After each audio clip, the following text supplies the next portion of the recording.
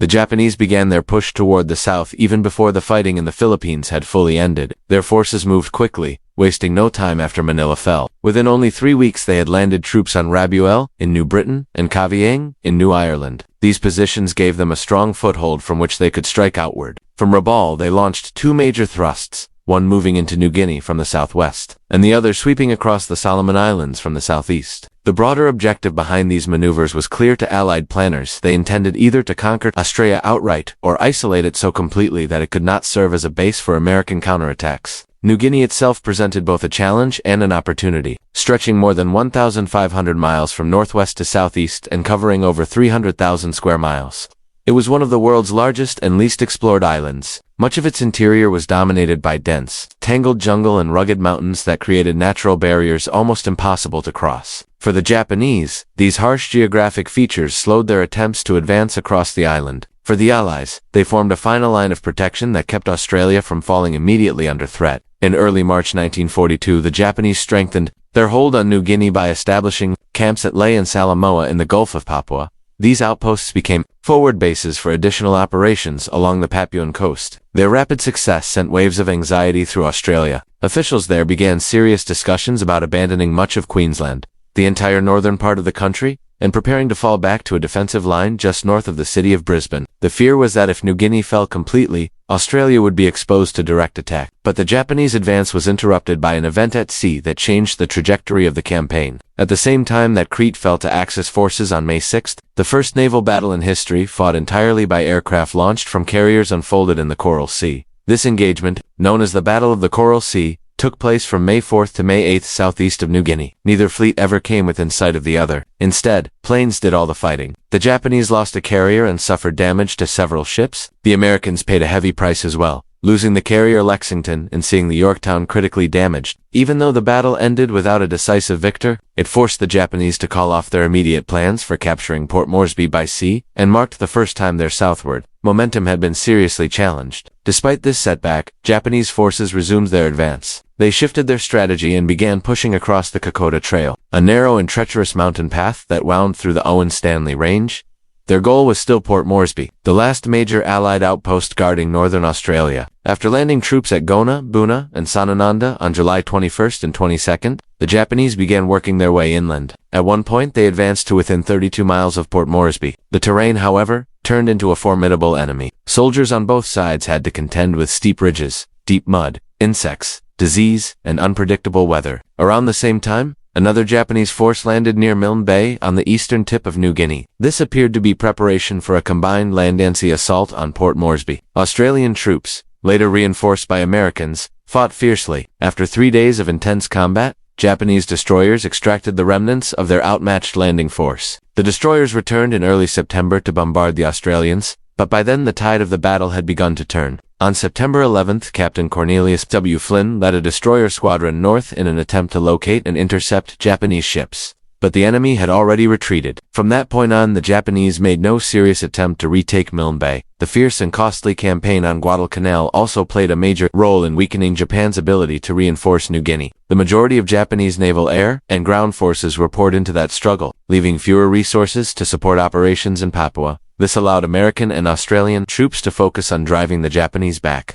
Working together, they managed to push enemy forces off the Kokoda Trail and mount a flanking attack toward Buna, on the northern coast. By early January 1943, Allied soldiers were locked in a brutal battle for the Buna area. The conditions were nightmarish. Thick mud swallowed equipment, swamps made movements slow and dangerous, and diseases such as malaria spread rapidly. On January 2nd, the Allies finally captured the Buna mission. 3 weeks later, by January 23rd, the last Japanese resistance in the Sanananda area was eliminated. These victories marked a turning point in the New Guinea campaign, shifting momentum firmly to the Allies. During the coastal campaign for Buna, PT boat small fast attack craft played an unexpected and important naval role. In July 1942, the tender Hilo and her crew encountered the first group of PT boats assigned to the region. These included PTS 21, 23, 25, and 26, which formed Motor Torpedo Boat Division 2 under Lieutenant Jonathan F. Rice.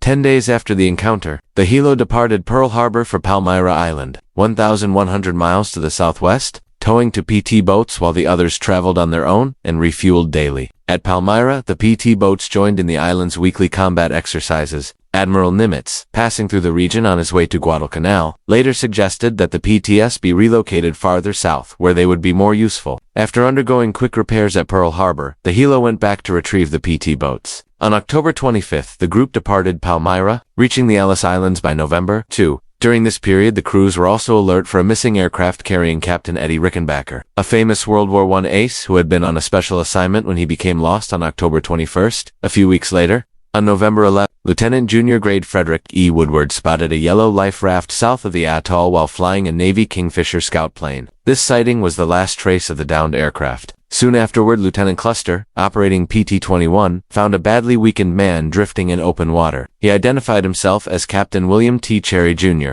the pilot of Rickenbacker's plane. Cherry explained that the survivors had split into two rafts and drifted apart. On November 12, Lieutenant Commander Monroe led the Hilo and 4 PT boats at first light toward another raft that had been spotted northwest of the island by a Kingfisher aircraft. Even though the search had to be carried out in darkness, the boats rushed to the area, determined to reach the survivors before it was too late. PT-120, commanded by Lieutenant J.M. Weeks, found the drifting raft just before darkness settled over the Pacific. The men aboard had endured weeks of exposure, hunger, and uncertainty. And even though Lieutenant William F. Eddy, flying a Navy Kingfisher, knew his small seaplane was already carrying all it safely could, he understood the urgency of the situation. Night was falling fast, the sea was growing darker by the minute, and the chance of another aircraft or boat locating the survivors in such conditions was slim. Refusing to abandon them to another night of drifting, Eddie chose to land despite the risk. He carefully brought 3 men aboard: Captain Eddie Rickenbacker, his aide Colonel Hans C. Adams, and Flight Engineer John F. Bartek. The Kingfisher's rear cockpit was cramped, but Eddie's radio operator made room next to the injured Adamson, whose back pain had become almost unbearable after weeks of hardship on the raft. To keep the small aircraft balanced,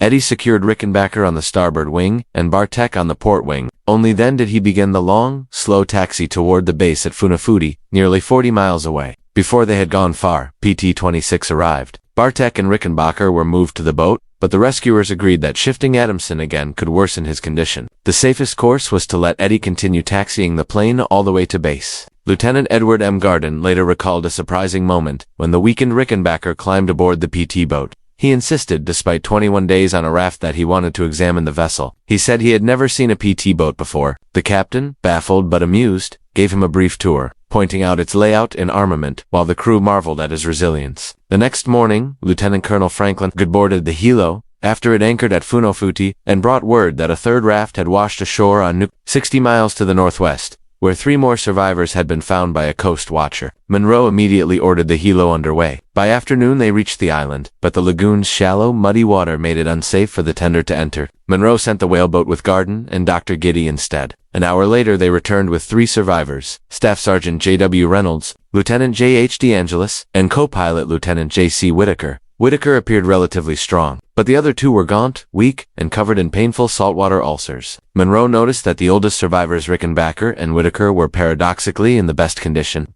a testament to their mental toughness. Garden and Guinea also returned with an odd tale about a young native woman on the island who spoke perfect English, offered them drinks, and cheerfully invited them to stay the night as if the rescue operation were merely a casual visit. Whitaker and DeAngelis were taken to the local hospital for care, while Reynolds, in worse condition, remained aboard the Hilo receiving glucose and plasma from Dr. Guinea. Monroe stayed overnight at Nucafeto before returning to Funafuti the next morning. The Marines and coast watchers on the island, despite having few supplies, helped wherever they could. Monroe unloaded spare engines, torpedoes, Packard engine parts, and Elco equipment to support the small outpost. On November 24th he received new orders from Copac directing him to sail for Noumea and leave the 4 PT boats at Funafuti. This stranded the boats with almost no facilities, no pier, no dry dock, no torpedo air compressors, and not even a proper freshwater system. Water had to be delivered in old gasoline drums. The Hilo departed the next day, arriving in Noumea on December 2nd, Division 17, commanded by Lieutenant Daniel S. Bowman. Consisted of PT-113 and PT-114 from Squadron 2 and PT-119 through PT-122 from Squadron 6. Monroe was ordered to take the Hilo and the 4 PT boats to Cairns, Australia, to report to Southwest Pacific Forces. PT-121 and PT-122 had already departed, towed by a Liberty ship that also carried spare parts for the division. After refueling, the Hilo followed another Liberty ship to load additional equipment. A barge had capsized the day before, causing the loss of essential Packard spares. complicating preparation even further. After a rushed loading process and the boarding of a small base force, the Hilo and the PT boats finally left Noumea late on December 3rd. 2 of the boats were taken under tow, and the convoy moved at a slow 5 knots. Escorted by USS Aaron Ward, heavy squalls, rough seas, and low visibility turned the voyage into a grueling trial. Many of the PT boat crews had never sailed in open ocean conditions, and maintaining formation was nearly impossible. One boat repeatedly drifted out of sight during a stormy night. The quartermaster on duty, inexperienced and unsure of how to read blinker light messages, took 3 hours to respond to a signal and another hour to bring the boat back alongside the Hilo. When it finally returned, Monroe sternly ordered the captain to stay within 200 yards of the tender. Exhaustion wore on everyone. At one meeting, a PT boat captain complained about Monroe's sharp tone when using the megaphone. Monroe had slept only 21 hours in 7 days and had dealt with breaking tow lines, failing engines, confused signaling, and chaotic weather. Even the destroyer escort's skipper sent messages comforting him. On December 11th, the Hilo and the PT boats reached Cairns at last. The next day they were instructed to proceed immediately to Milne Bay and report to Commander Task Group 50.1, the PT Command for New Guinea operations. 3 days earlier, PT-121 and PT-122 had already departed Milne Bay with the gunboat Tulsa. Pushing farther into the developing campaign, that advanced echelon of PT Base 4 had also reached Cairns, and from the moment Monroe stepped ashore, he sensed that confusion hung over the place like a fog. Nothing seemed organized, nobody appeared entirely certain who was supposed to be doing what, and supplies were scattered in ways that made very little sense. While navigating through this disarray, the group encountered the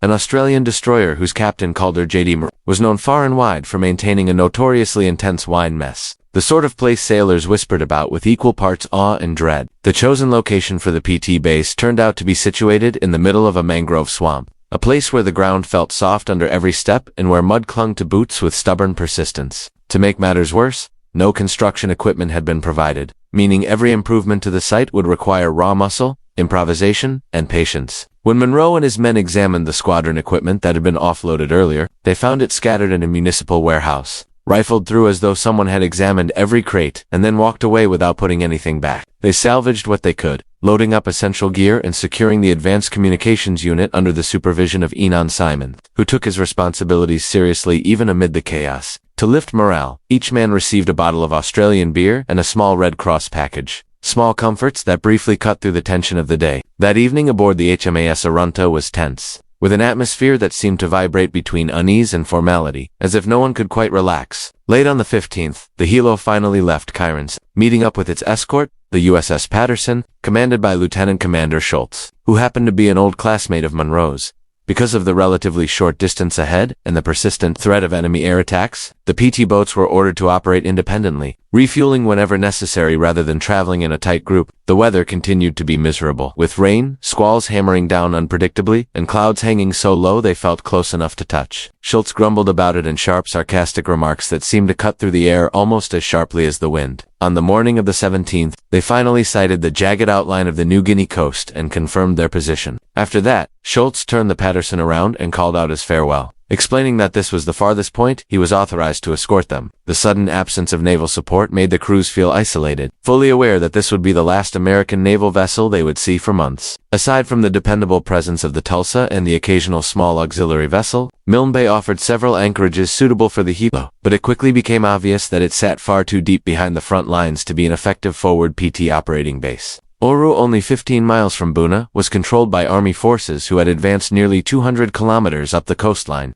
But even that location wasn't ideal. The PTS needed a place closer to the action, somewhere they could refuel, repair, and move quickly without wasting entire days in transit. 2 days after the Hilo arrived at Milne Bay, PT-121 and PT-122 were dispatched to Porlock Harbor on December 13 to establish an advanced base on the western side of the Cape Nelson Peninsula. On the night of December 18th to 19th, the two boats undertook the very first PT patrol in the waters of New Guinea. They spotted what appeared to be a surfaced submarine and fired 2 torpedoes at it, though the explosions they hoped for never came. Even without detonation, both captains believed their shots had made contact. It didn't take long for everyone to agree that Porlock Harbor was a terrible choice for a base. The water was so shallow that even a small supply ship couldn't unload fuel drums without grounding itself. The land was soft mud from end to end, leaving no space for dispersing the boats or building any kind of meaningful structure. To get gasoline ashore, the crew had to dump the heavy drums overboard and swim them to shore in exhausting relays. While these difficulties mounted, Commander Edgar T. Neal left Milne Bay on December 18 in search of a more suitable location around the Cape. Nelson region. The next day he found Tufi, on the eastern side of the Cape, and it immediately stood out as a far better option. The inlet was deep, narrow, and winding, flanked by steep hills that rose sharply on both sides, like natural walls. Near the foot of one of these hills was a flat area suitable for building a fuel dump, and a small dock near the entrance offered a place to receive supplies. The PT boats could tie up farther inside the inlet, hidden from enemy aircraft that might fly overhead. A cold, clear stream fed into the inlet, providing fresh water, and a representative from the Australian New Guinea Administrative Unit helped recruit local workers who were strong and accustomed to the terrain, making them invaluable for rolling fuel drums and performing heavy labor. The PT boats left Porlock Harbor and moved immediately to Tufi. Within days, the Tulsa delivered the mobile communications unit and the rest of the base equipment. On the night of December 23rd to 24th, patrols reported another sighting resembling a surfaced enemy submarine. Lieutenant Bowman patrolled the coastline, and Robert F. Lynch, aboard PT-122, spotted a large submarine fully surfaced about 15 miles beyond the mouth of the Kumusi River. Convinced that another submarine might be nearby, Lynch aimed the torpedo director and fired 2 torpedoes at a 1,000-yard range, while Theodore F. Bruno guided the boat forward. When the submarine did not sink after the initial explosion of water and flame, Bruno advanced another 500 yards, and Lynch fired his forward torpedoes. This time the starboard torpedo struck true, sending up massive sheets of flame and splitting the submarine in half as it sank into the dark water. Although PT-122 was credited with sinking the 2,180-ton submarine E-22,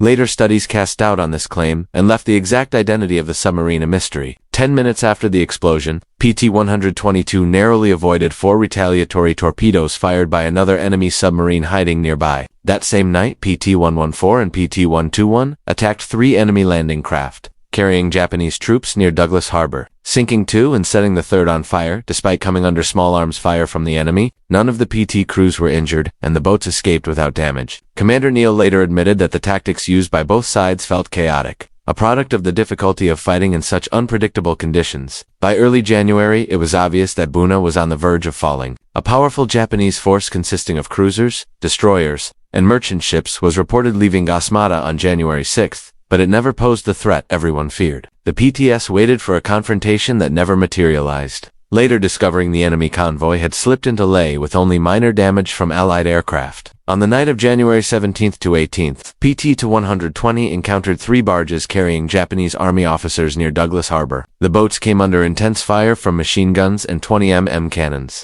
but PT-120 fought back fiercely, sinking 2 barges and setting the third ablaze. During the exchange, John J. Masters Jr. was mortally wounded, yet continued performing his duties until he physically collapsed from blood loss. Even then, in extreme pain and at risk of falling overboard, he refused assistance until the battle was completely over, spending his final energy instructing an inexperienced crew member who had taken his station. His actions contributed greatly to the success of the attack, and he was later posthumously awarded the Silver Star for his bravery. This was 1943 in New Guinea, a harsh and unforgiving battleground, very different from the desperate fighting of the Philippines in 1942. And more PT boats were already making their way into the theater as the campaign intensified and the war in the Pacific continued its brutal march forward. Asterisk.